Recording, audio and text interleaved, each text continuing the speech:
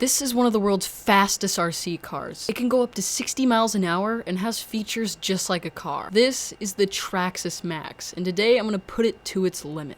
This is the battery this RC car takes. As you can tell, it's pretty big, and it may be just slightly more powerful than your average AA battery, but just slightly. But now let's put it in the car and see how fast it goes.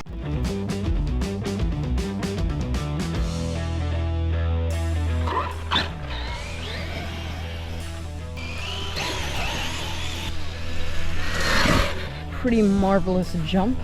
I want to see if you can get any big air.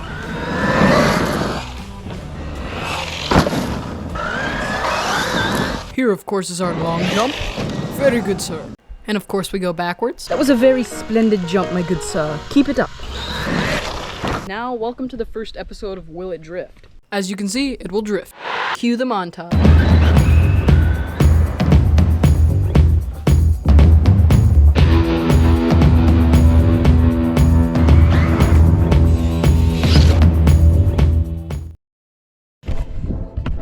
That's not even full. There's also this little part on the jump where the car goes straight up. So I want to see if you can do a backflip with the world's fastest RC car. Full backflip with the world's fastest RC car.